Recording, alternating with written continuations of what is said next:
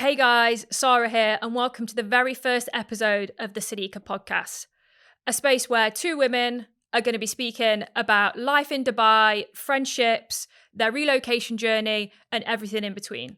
And for those of you who don't know what Sadeeqa is, it's a women's community here that I started in Dubai from my relocation. I wanted to help other ladies make friends, find their circle, and just build genuine connections.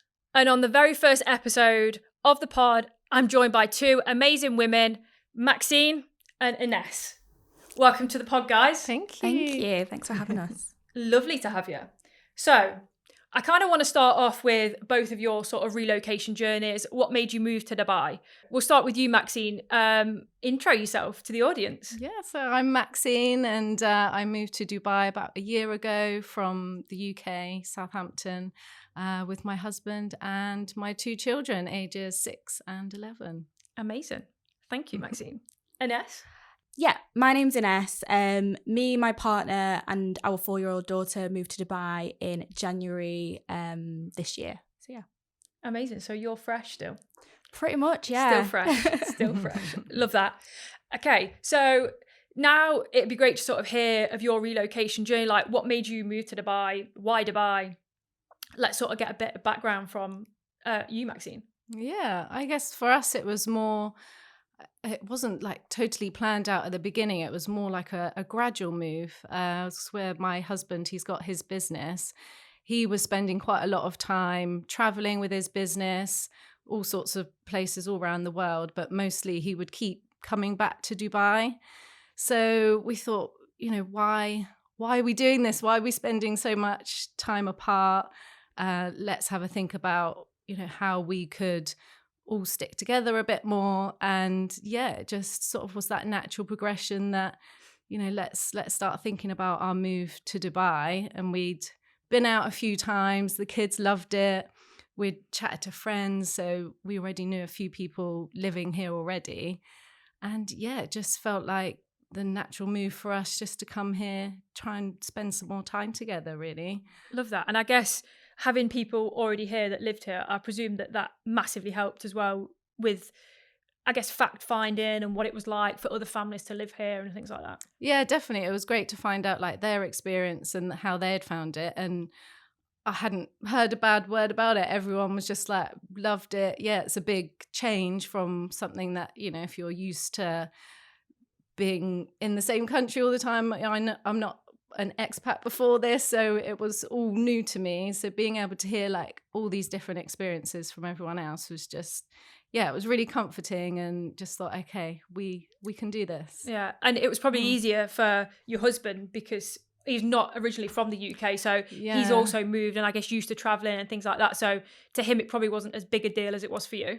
Well, that's it. He already knew all like the paperwork side of it and what's it like to live in a new country. So he was really good at like organizing that side of it, which was really helpful because we did a lot of like the paperwork side of it before we even moved out here, which I think saved us like a massive headache. So that was good. Again, doing it gradually really helped us. And just him knowing about the areas, and again with the schools for the kids, because that was my biggest concern, was getting the kids to move as well and getting them on board and excited. Yeah, love that. Thank you. Inés? Yes, so for us, we moved from Manchester, and for us, we've always kind of wanted to move somewhere else. So initially, like going way back, we originally wanted to move to either Spain in Valencia or Lisbon in Portugal. And the reason behind those two was because my partner's parents, they actually lived in Spain. Big shout out to Jan. Yes, Jan and Dave. They lived in Spain, and we spent a lot of time in Spain in the summer and at Christmas. So we always kind of left thinking, God, we could live here. And naturally for us, we always kind of had these conversations, me and my partner, and it always came back to like wanting that better quality of life. So those were the reasons we initially wanted to kind of leave the UK and go to places like that. So Dubai was never on the cards for us. We'd never been, unlike you, Maxine. So what happened was we actually went to see Lisbon and kind of check it out, see if this is where we could live. It wasn't. We found out that it wasn't for us. And sorry, backtrack a little bit. Spain, we had his parents living there, so we had the connection. Portugal, my best friend lives in Portugal, so we had that connection as well. So those kinds of moves made sense for us. And then last year, his parents decided that they were going to leave Spain and move to Dubai. Oh wow, I didn't actually know this, so this is interesting. Yeah. So they were like, they've got a business, family business, so they decided to move that out here, and we were like, okay, fair enough. And then my partner and his dad started having these conversations about him joining the family business, which was all really, really exciting. And initially I wasn't going to be part of the business because there wasn't really a role. And then there was a role that was created for me working for Dave. And a lot of internal change in the business happened. And so the original role that I got was that was created for me, was a part-time. And then after the internal change, I got a full-time role in the business. So it was like, okay, we've both got a job out there. Yeah. Let's go and live in Dubai. But we'd never been, unlike we'd been to Spain, we'd been to Lisbon. So we'd never been to Dubai. So it's all a bit nerve-wracking. And for, I think it was about 6 months, we went into research mode. Obviously found your channel, Sara. Never missed an episode because we were just so eager to find out what was going on. Number one fan. Yeah, we were so eager to find out what was kind of, out there because we'd never been. And Maxine, I know you said you'd been on holidays and stuff here. We'd never done anything like that. So yeah, and then obviously we moved in January 25 and it was a really pleasant surprise for us. We're really happy. So yeah, that's kind of our story in getting here. Amazing. Love that. So what were those first sort of few months like for both of you? Maxine, we'll start with you again. Yeah, I mean, it seemed all like a bit of a whirlwind, just from leaving England. That was all the build up to coming here. Felt like I was just constantly busy all the time. So when we got here, it was like, right, let's keep that momentum going. What's next? And obviously it was sorting out kids' school, getting them all settled and uniforms ready, sorting out the apartment.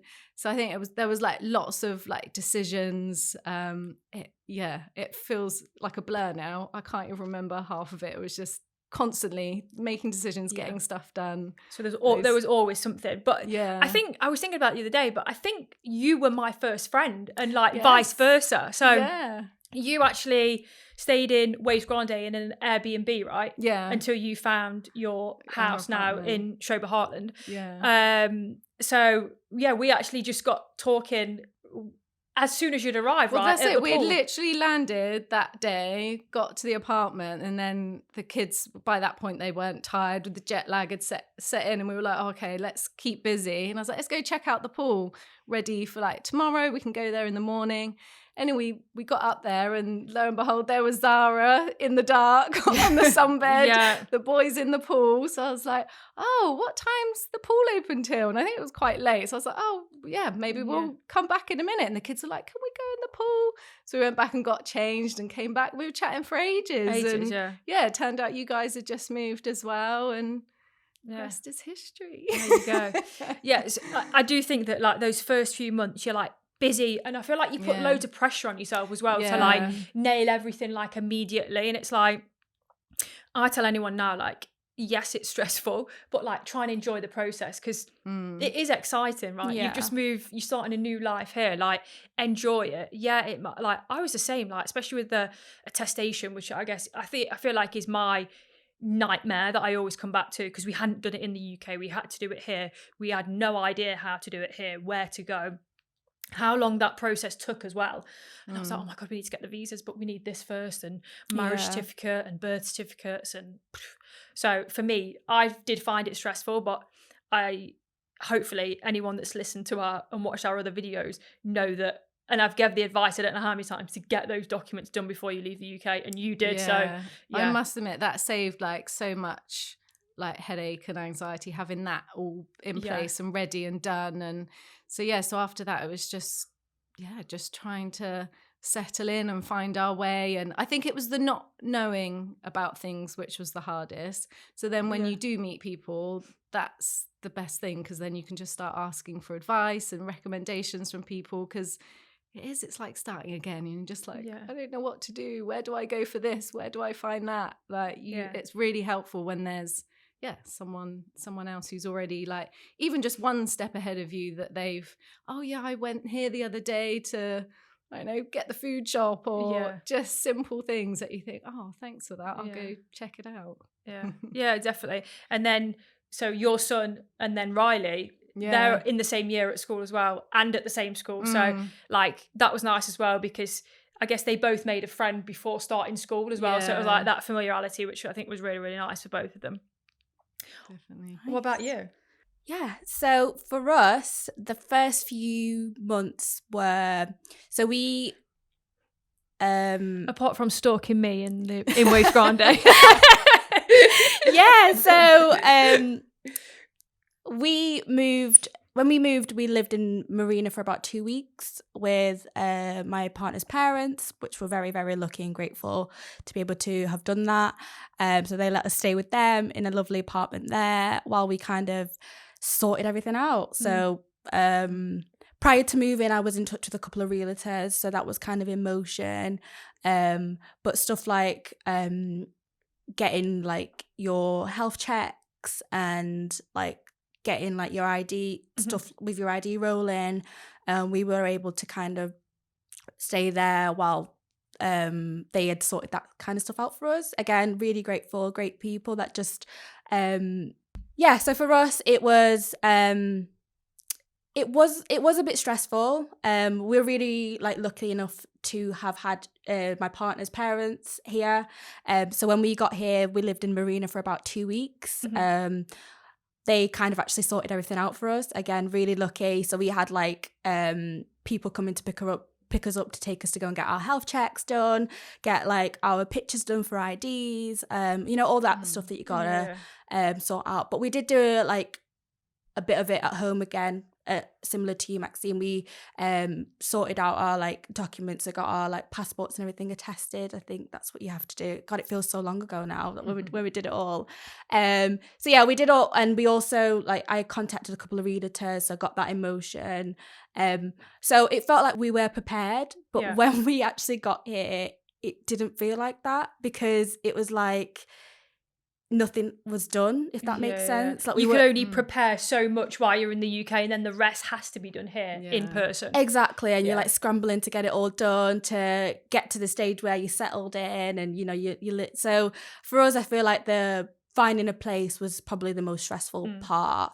And we were staying in Marina, but we wanted to watching your channel. We loved the idea of Shoba Heartland, and we wanted to, when we first saw Shoba Heartland, we fell in love. So it wasn't like, oh, you recommended Shoba Heartland on your channel, and we were like, right, we're gonna live there no matter what. We actually went off your check it out for yourself, exactly right? We went off your recommendation, and we just loved it, thankfully, which made things a lot easier, having that kind of research done for us, to be fair. So when we got to Shoba, there was a lot of back and forth, between Shoba and Marina, which was, it's like 20 minutes, isn't it? Trying to view places, that was quite stressful.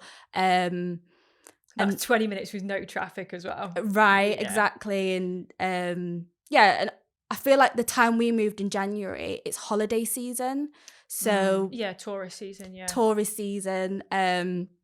So a lot of I felt like the market was quite scared, like there wasn't much on, so that put a lot of pressure on us, because we were like, if we don't snap this property, it's gonna go. And so there's things like that we probably didn't think about when we moved in January.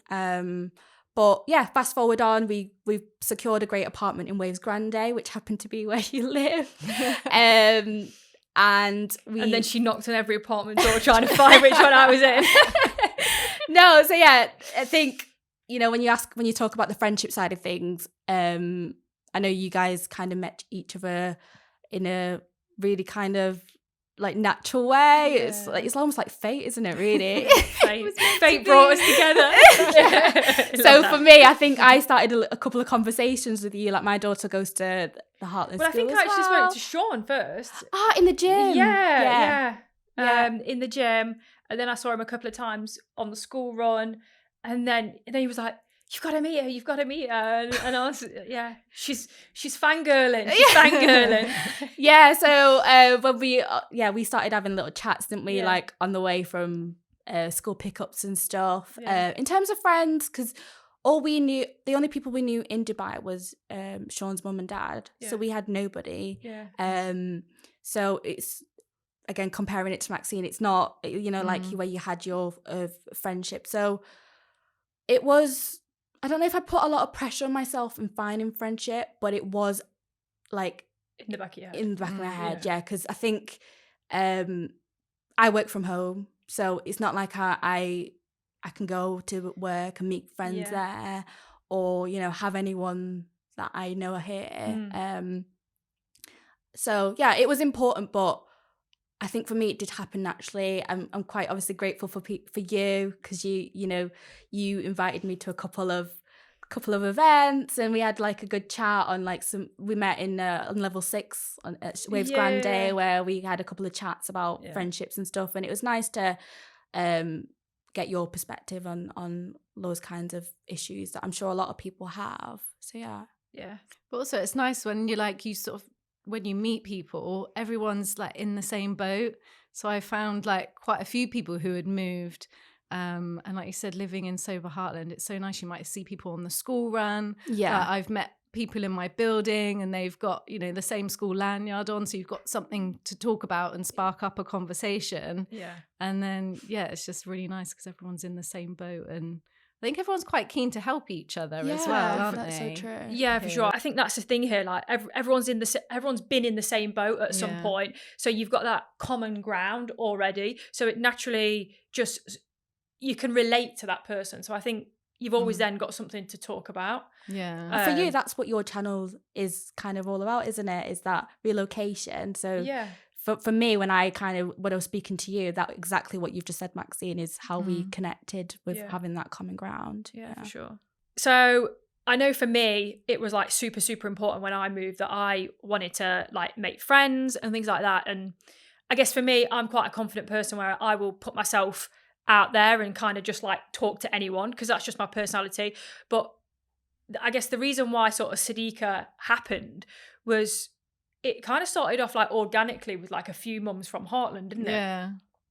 And then it's like kind of grew from there. And I think the reason why I kind of made it a thing rather than, it's just a little mums meetup, was one, the feedback that I got from the mums that we did the coffee morning with initially, where it was like, oh my God, like I've been here for years and I've never been to anything like this before. Or Sara, I'm so grateful. Like I've been stuck at home and I haven't been able to find any friends, and I didn't know where to look for these things.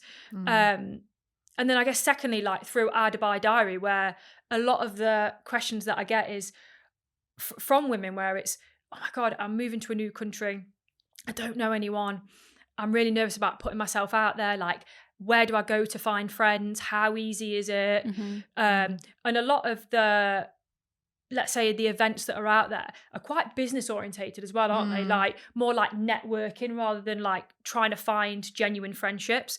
And like you will have seen it on yourself, like on some of the Facebook pages where it's like, I tried to make friends with this person. I met them one-on-one for a coffee, and then they just told me to follow them on Instagram.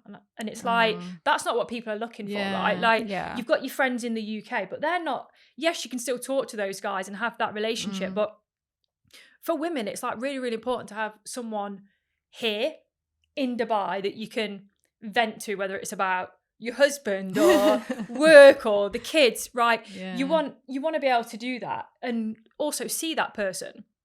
And I do think it's different we touched on this before the podcast started, but I feel like it's different for guys than it is for women. Because I feel like we need those connections and those genuine friendships. Whereas I feel like for a guy, I feel like it's a little bit different. I don't think they crave it as much as what we do as females. Do you agree?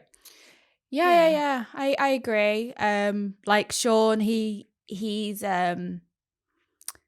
like it's almost like they're quite content with.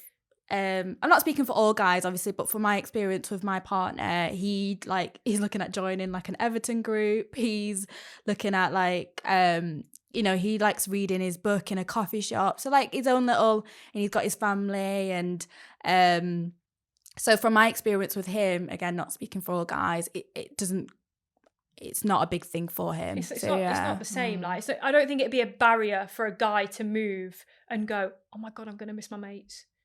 Yeah. I mean, again, we can't speak for everyone, but I think like, especially like, well, from Adam's point of view, I feel like he's a lot like Andreza, isn't he? Like business, then it's family time, right? Yeah. Like, not saying in that order, but they're so busy with work, and then the time that they're not working, it's kind of cool.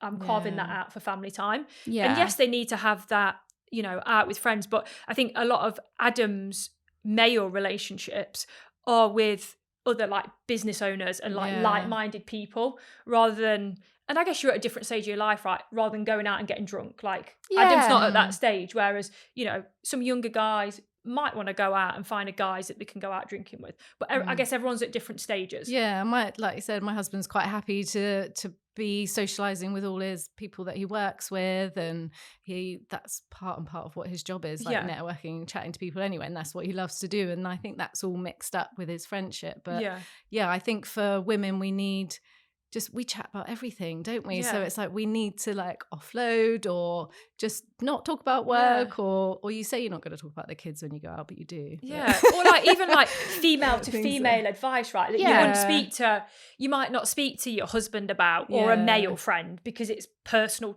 Women on, women to women.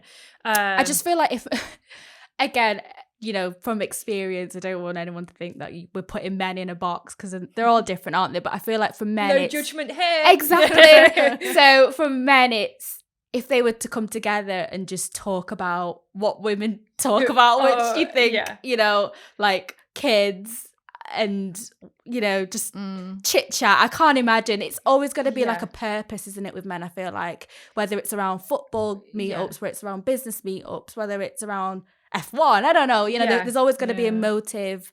Otherwise I feel like our kind of partners look at it as like time wasting. 100%.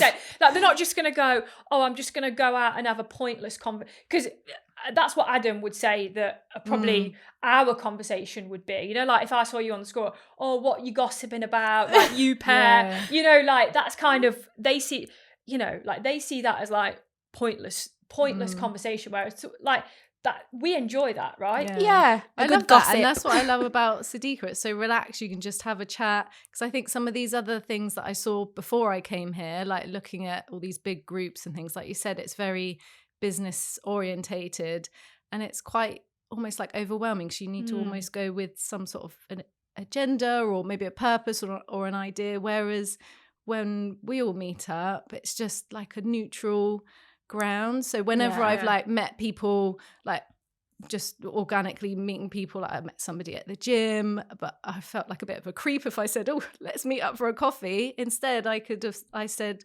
I go to this like group, this meetup with all these amazing women, why don't you come and join us? So again, there's not that pressure to meet that person one-on-one, and they can take it or leave it, and it's just because there is really a level of pressure, right, if you meet someone one-on-one, because it's like, God, what if I don't, it's almost like dating. Oh my God, I'm going to meet them for a coffee. Like, what if there's nothing to talk about? Or what if you don't, what if there's you have no the spark? awkward silence. Like, it's not like you've known them your whole life, like you have with maybe some of your friends back in the UK, where like you've known them for years. This is like starting all over again. So it's that pressure is there, especially if you're just going to meet people one-to-one, isn't it? So no, that's a really good point. I think Sadeeqa's great in terms of like the type of events that you put on.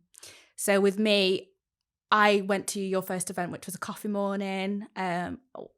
I can't remember when it was, but and then from there I invited one of my mum's friends, Christy, who loves it. She invited her friend. I also invited my partner's mum, Jan, she goes to it. So it's literally what you've just said, kind of like, you know, inviting people to these events, and the pressure's off you there, isn't it? Like, and there's no pressure for them to go as well. It's, are you available to go to paddle? Are you available to go to pottery? Like, there's something for everyone as well, isn't it? And when the conversation's going to keep flowing as well, because you've got other people there. Exactly. Like, like you said, the pressure's off you then, isn't it? Which is nice. Yeah. I think like from the last event as well, like there was a lot of like new faces as well from people that had watched the YouTube channel and was like, oh, like I know Sara, I've watched her videos, I know her. So it's like almost like giving people that confidence that they watch the video. So it's like, I'll come to this because there's someone familiar there, right? And I think they feel like they already know you. And you know, and these ladies that came to the last one that were new, you know, like they're coming to the next one as well, and it's like it's really, really nice, you know, and the feedback that you get, I don't know, it just makes you feel warm and fuzzy. And I feel like in Dubai, time goes so quick, doesn't it? You're so busy, you've got this to do, that to do, and you're not going to have time for everyone. Like, you can't, you know, you guys have this channel where you offer people, let's grab a coffee. You can't meet everyone, can you? So it's like if you want, it's a great way. It's a great way to meet up with you and maybe ask questions. Like, we had that natural conversation about my concerns when I moved here, and you obviously helped me a lot in some of the concerns. But there's other women as well. There's not just you. There's, you know, there's someone in a weird way. There's someone for everyone, isn't it? Where you connect on different kinds of You're not going to get on with everyone because that's life, right? But I guess that's the great thing about Sadeeqa. It is no pressure. And I mean, I'm obviously going to be biased, but I feel like everyone is so nice and welcoming there. You know, like everyone's got their own stories, everyone's got their own background, but you know, it's not cliquey, it's not judgy, you know, like you can just show up as yourself, like, and you don't need to put on a front. And hopefully that sort of comes through from anyone that like joins the events as well, that they can see that. Question for you though is like, ooh, she's putting me in the hot seat. I am. So question for you, Sara. Obviously Sadeeqa, everyone's really different. You know, people with bold personalities, people from, you know, different backgrounds and stuff like that. For me, if I didn't really kind of maybe know you and have that initial chat with you, I'd probably be quite nervous to come to your event. But, you know, once you do come and you realise that it's, you know, it's either for you, great, you come again, like these lovely ladies that have just come to the last one, they're going to the pottery, aren't they? Like, what happens, like, maybe if it's not for you, like, how has that played out? Well, I guess that's not happened yet. But I guess, like, obviously, if it's not for you, you know, it might be the event that you didn't enjoy. Hopefully it wouldn't be the people, because I can't imagine anyone feeling like that. And again, I probably am being biased, but I feel like everyone comes and goes, oh my God, the conversation just flowed. It didn't feel awkward. Everyone was so lovely and welcoming. And they naturally just want to come to the next event. Obviously, it's not going to be for everyone. You know, someone might be looking for something that's a bit more business orientated, or they might want, I don't know, like more events that are evening based or weekend based. But I try and mix it up to when those events are. Or some people, you know, not stereotype, but it could be an 18-year-old that's just moved and wants to go out and party and find a man and go out drinking till 3:00 in the morning. Sadeeqa's probably not going to be for you because I want to be in bed before midnight. But do you know what I mean? Like, you will know whether it's for you or not from the right people. You know, it's not just for mums. You know, yes, it is just for females. But I also think that, you know, like, your mother-in-law comes, you know, like, there's not an age to this. Everyone's welcome. Yeah. So that's that. To answer the question, like, you know, it's for you by obviously like what you say. And I feel like from your Instagram page, the Sadeeqa Instagram page, it is very like chilled events. There's no pressure. You know, it from that page, I feel like you kind of see if it's for you or not, isn't it? Yeah, and hopefully like through the messaging and the website that's launching soon, which we'll put in the description. Nice. I think that like you'll get a vibe whether, and ultimately like I guess if you like me or not is probably the biggest tell, right? Because ultimately, if you like the person that's behind it, hopefully like my values and why I created this, and hopefully that's shining through as well. Yeah. Because when I first moved here, when I knew a guy that I knew from my last job, and he's like 23 or something. We met up for a coffee, and I was, before I went to a Sadeeqa event, I was like, oh, like how do you make friends and stuff? And he was like, oh, there's a yacht party that's coming up. You should come, and it's like a bunch of 23-year-olds partying on a boat. And I was just like, oh my gosh, like no. So like, there's something for everyone. If Sadeeqa is not for you, which as you've just said, like there's no pressure, then there's something in Dubai. There is something for everyone. Right? Yeah, for sure. But I do think a yacht party is a pretty good idea for a Sadeeqa event, to be fair. Yeah. No, we should get that on the list, actually. That's vibes. That's going to be vibes. Yeah. As long as it's a daytime thing and not. I think that was the difference. Not till the early hours, right? Yeah. Us doing a yacht party is probably different to a bunch of 23-year-old going till 5 a.m. and God knows. Sounds messy. Yeah. Sounds messy. So you mentioned yacht parties, Inés. So Sara, what's going to be next in the pipeline? Because we've already done like our coffee mornings. We've done a tea tasting. I'm trying to think, what else have we done? Top golf. Oh yeah, top darts. golf, which is something I never thought I would enjoy, but actually it was really good fun. Yeah. So like you said, there's something for everyone. So what's coming up next? Yeah, so in the pipeline, paddle is coming up. As you said, we've got pottery. That's Watch on out Sunday. For paddle, because Zara's very competitive. Yes, competitive at everything. I love that. I want to do another ladies' night. Oh, that was another one we did. That was fun. Oh, so yeah, that was really good. The Wednesday night. Yes. So ladies' night, Reformer Pilates is in the pipeline. Oh, amazing. I love Pilates. Definitely yacht, I think we should do. And then maybe even if it's like some more coffee mornings, naturally, I think it's great. I am trying to rope people into this Spartan event. No one seems up for it, but I've got one. Not my thing. 2 people now, so 3 total. So wow, ladies Spartan event. Maybe need to sleep on it. Yeah. Oh, I'm not getting commitment on the podcast. No, Okay, I'm fine with paddle and Pilates, but maybe not quite go as far as Spartan. I'm really excited because obviously the weather is going to get cooler. Yeah. So when I joined your first event, I think it was starting to get hot. And obviously we're all like kids really, aren't we? We went away for the summer. Yeah. We broke up for the summer. Needs to be inside. Yeah. No one's here for the summer. So yeah, like naturally, like during the summer, normally like the events kind of pause, but it was kind of like, cool, let's get everything in motion, set up. So my plan is to just get all events kind of locked in, booked in for the end of the year. So it's kind of like mapped out. Is what I'm working on now. Suggest like a kid event as well, where we could all bring our children. Ooh, and that's like that. Again, like it's not, I think we're not with things like that. There is, if you can't or you don't want to come to a kids event because you don't have children or whatever, you can go to the pottery one. Or you can go to paddle. If paddle's not you because you're not into fitness, you can go to the coffee more. There's just something for sure, something for everyone. Exactly. I think the key. If you don't drink, then you don't have to go to that. There'll be something else, and that's really one of the reasons I love it. And there's always a good turnout at these events where you see similar faces and you're starting to get the new faces. But having those opportunities as well to try something new, like I said, like when Zara mentioned Top Golf, I was like, oh God, I'm going to be so bad at this. And it's not something I was interested in, but actually it was hilarious because everyone felt the same, didn't they? And there were like some people who were just so good at it and they'd never done it before. And it's like, how did they do that? And we all enjoyed it in the end. And I think that's something we need to go back to. That was good fun. Yeah, Top Golf was fun. That was on the list as well, actually. Yeah. But it's kind of finding those events that have the right number of people as well, where it's not, where it doesn't feel disjointed, sort of everyone's together. So it's just, again, some events will have to be limited. It's like first come, first serve basis and things like that. So lots of planning for you. Lots of planning.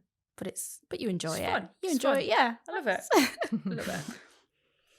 Amazing. So let's move on now to, I guess, what life like is now. You have been here for just over a year, same as me. Yeah. And then January, what are we on, like 9 months? Yeah. 9 months. Pretty much. Good maths. Yeah. Maths. Maxine, let's start with you for what you feel like life's like now, and what the journey's been like. Yeah, I feel like from that starting point where it all felt really hectic and a bit stressful trying to get everything organized at the beginning, I don't know, it felt like a holiday still for quite a long time, but I feel like now we're more into a routine. The kids are enjoying school and they've got their good friendship groups now. I've got you guys and Sadeeqa, so I feel like I've got that in the pipeline to, things to keep me busy. And obviously I don't think I've mentioned this yet, I'm a teacher as well, so that's also like kept me busy, so I've been teaching. So I think just finding things now that I can do on a regular basis, going to the gym, although I haven't been for a while. Like finding things that I enjoy doing and doesn't feel like unknown anymore. Yeah, if you know what I mean. Yeah, I think I would say for anyone moving, like I think it would take like a year. Would you say like a year is fair to feel fully settled and get into a routine, like kids clubs, like if they do anything after school and things like that, like we've got rugby, like it's kind of, I guess the best way to put it is normal life and doesn't feel like you're on holiday. Like it's your normal routine that you build, and I do think that takes like a year to truly sort of feel settled and you know the ropes. Yeah, but then there's also there's so many opportunities here as well. You do also need to remind yourself, like, get out of that grind of school runs and your routine and be like, we live in an amazing country, there's so much to do.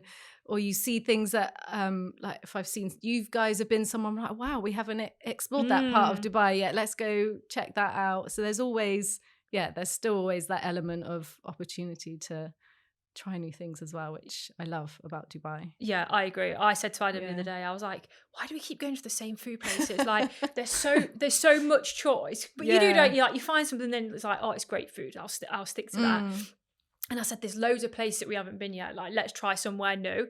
And I think that's a good thing about Dubai, like you'll never be bored because there's always something to do, for sure. Yeah, absolutely. What about you? Yeah, so for us, the reason we moved was for that work-life balance. We wanted a better quality of life. And I think Sean's dad says something really interesting. Like when they lived in Spain, they said, when you finish work in Spain, your day begins. Whereas like in the UK, once you finish work, you pick up your kids, you go home, you make dinner, you go to bed or whatever. Like it's kind of a routine, and it's very driven by like, I know we talk about it, but the weekend, the right? weather and you live for the weekend. And if I'm honest with you, when I came to Dubai, I didn't get that. I didn't get like that feeling of like once you finish work, now you live. And it's not because of what Dubai is like, it's because like for us, we work UK hours.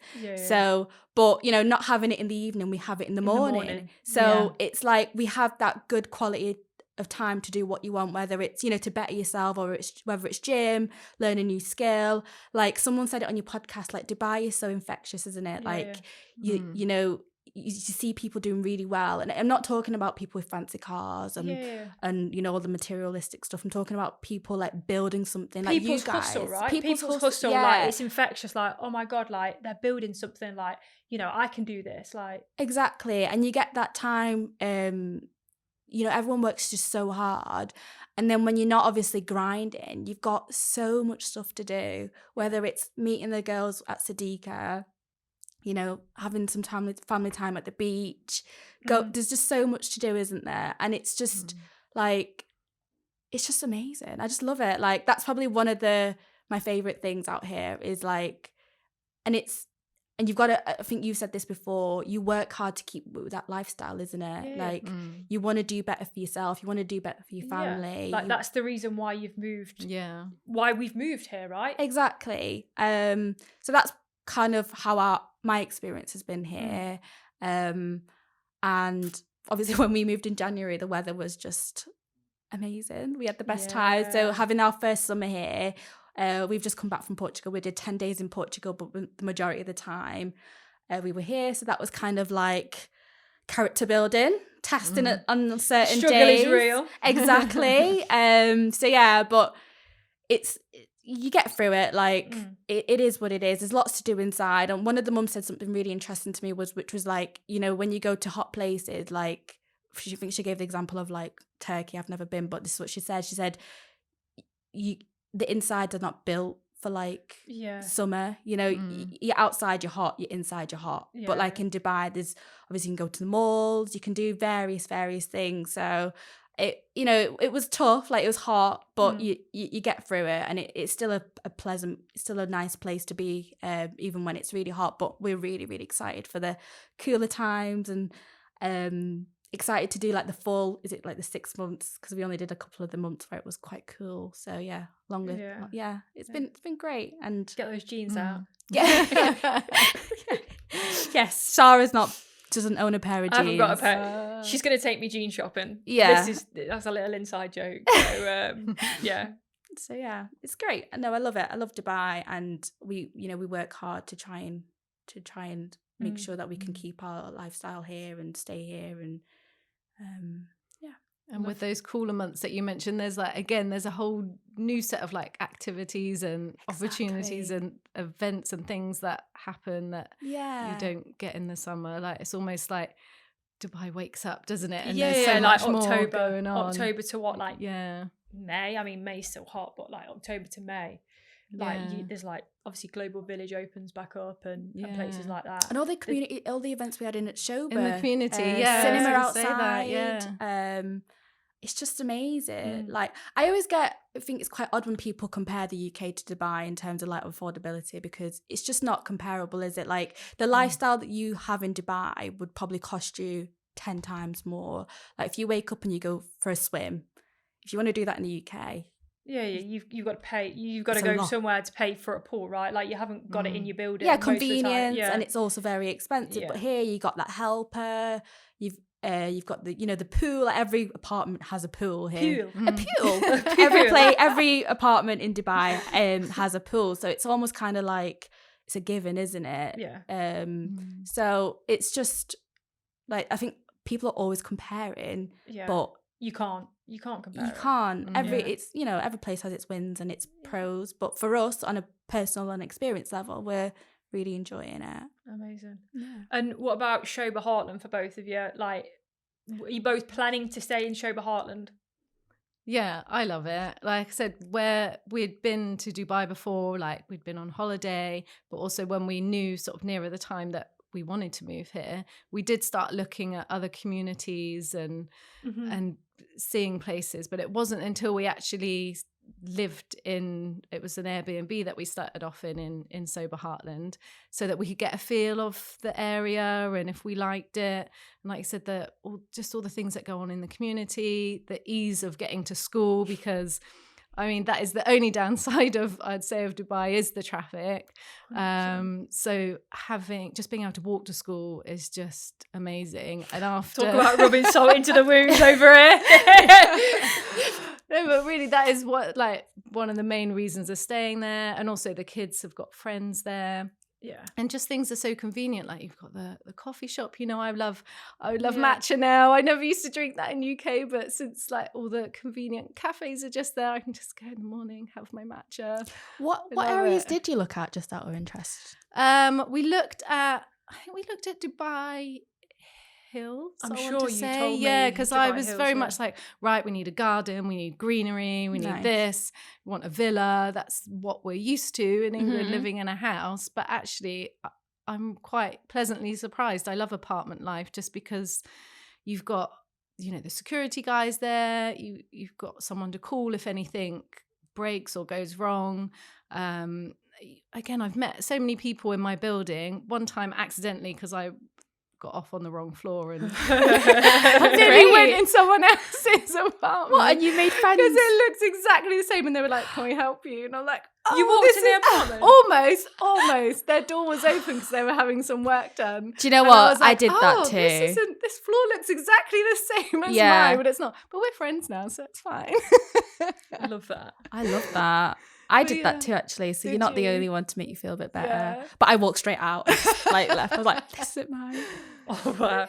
Well, the only thing that I used to do is, Adam always used to tease me as well. It's like, when you get out the lift, you don't know which way you're going, left or right, and it's like, how can you not know when you've lived here for so long? Like, you've gone in that way. It's obvious that you need to turn left. Like, from which lift you've gone from which side of he like made fun of me all the time. It was like, it's obvious, because you'd go, and then sometimes if someone else was in the lift and I've gone right and I needed to go left, I'd carry on walking until the lift door closes, then I'd turn back so they didn't see that I'd gone. And you lived there for a year, didn't you? Yeah. So you did that right till you left, did you? I did, yeah. Oh, that's hilarious. Yeah, I did. That's brilliant. No, for us, we love Shoba. Again, convenience, can't beat it.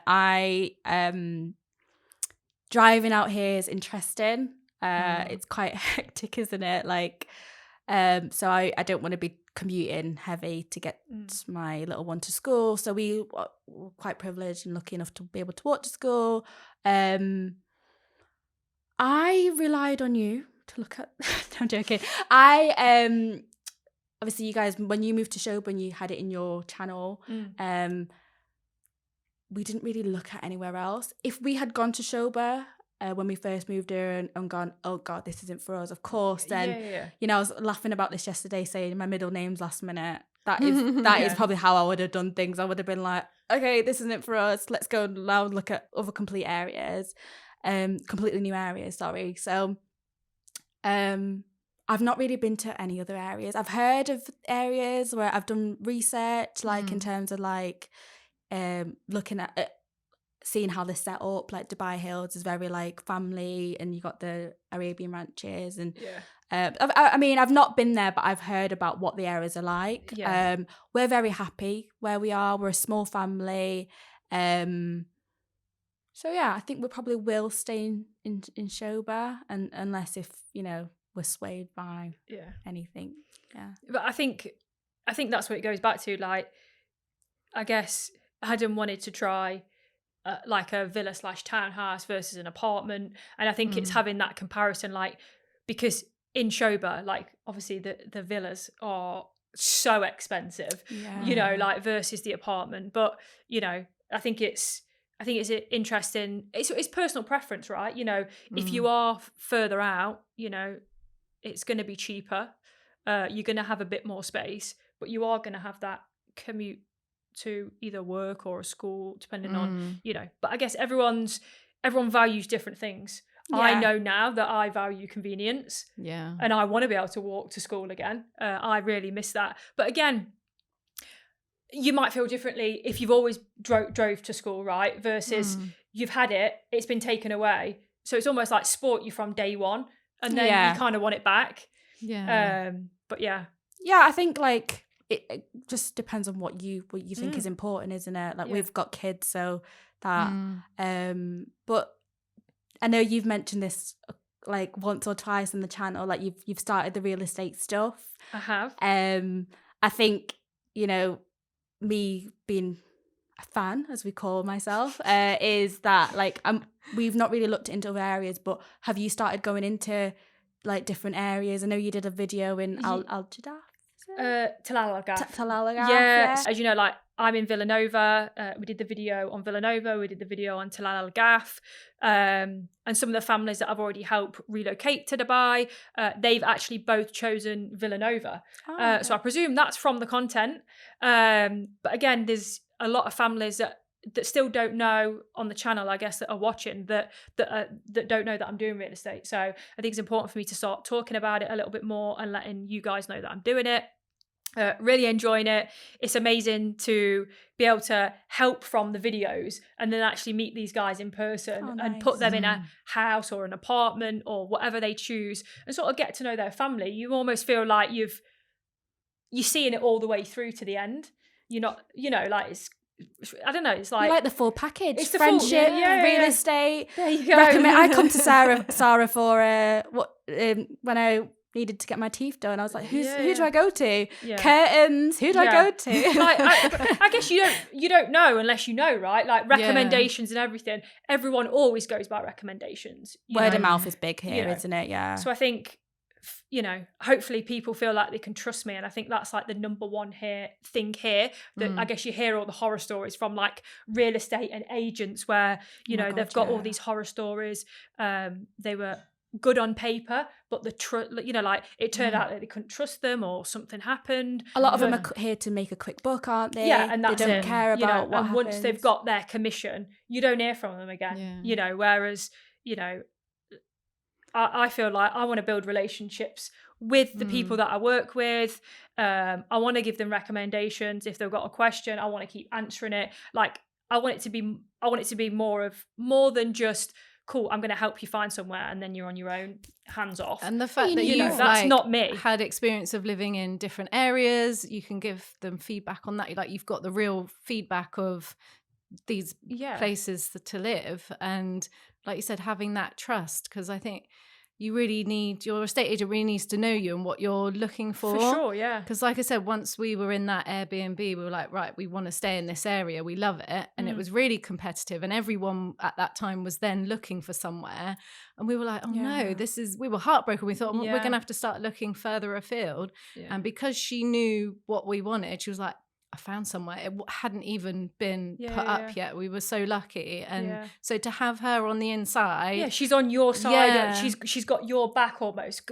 Yeah. Because that's not, that's rare, I guess, that you've found that. Like she went above and beyond for you. Like I always say, like, I never ever want to do anything half-ass, or you might as well not do it all, right? Like I want to see it through. I want to, I'll go into the ring for it, like that sort of, so I think there are horror stories, and it's just about finding that one person that can help you, that trusts, that understands what's important to you. Is it location? Is it schools? Is it communities? Is it amenities? Do you need to be close to where you work and then the kids are going to get a school bus? Okay, well, let's work that out. Well, which area is that? What are the schools around it? Yeah. What are the ratings? What are the school fees? And God, I wish we would have found you. I wish what you're trying to kind of put out there was. I know it was available through the channel, but it wasn't like it wasn't contact to me, you, right? or a contact me. I'm here to help you. It was here, scattered kind of recommendations, but kind of put in this kind of almost like a package in it in terms of the full shebang of helping someone relocate to Dubai is a really good idea. And I think if we would have done that, it would have helped us massively. Yeah, and I think that's the key, like being that person that someone can trust, rely on, and help with ultimately probably the biggest move of their life, right? Yeah. Especially when you've got kids, like it's, I always say it, like it's very, very different moving to Dubai when you're single or in a couple. But when you're a family, there is a lot more to think about. And because ultimately the kids are your main concern, right? The school is probably the main thing that you want to nail and not get wrong. Yeah. House, where you live, all that. You're probably tied in for a year if you've rented. It's not the end of the world, right? But you don't want to you've moved into a new country. You don't want to get the school choice wrong. So I think or where you live wrong as well, because like you said, you're tied in a lot of the time for a whole year. So you're like, I want this to be you want it to be perfect, right? You want it to be right, and you want to get everything and make sure you're not making any mistakes and nailing it. And that's why you need someone, because like you said, you don't know what you don't know. So the fact that like our real estate agent, she knew the whole process, what to say back and forth when we were negotiating, getting her input on that was really important. And then setting up all your utilities and everything afterwards, like we didn't have a clue about that. Oh my gosh, I mean, we could have researched, we found out a couple of things, but we're like, but how do you actually get, what app do we need? How do you do it? Yeah. So for someone to tell us what to do, or even like going through it and setting the app up and doing it for us, it was it was so much easier. Yeah. And it's likely like you would, like your kids go to a certain school through the communities, through Sadeeqa, you'll have mums that kids go to other schools, right? Schools. Yeah. You can feedback on feedback. Other schools. So it's not like you're going to every school and going, what's it like? Like, Yeah. you know, out there. Tell me about it. Yeah, these are genuine like recommendations from other mums. Exactly. Yeah. So it's quite, it's authentic, isn't it? It's Yeah. not like you know. Yeah, I'm not going to be raving about every single school, for example. You know, you also can't. Every school is very tailored to what your child, like, you know. You might want to choose a sporty school if your kids are sporty. Your kids might not care about sport, so the sports facilities might not be but you want a great academic school where they do, I don't know, drama, for example. And you know, like, every kid's different. You might want to be in a school like Heartland where it's all the way through, or you might go, no, my kid will get overwhelmed with that.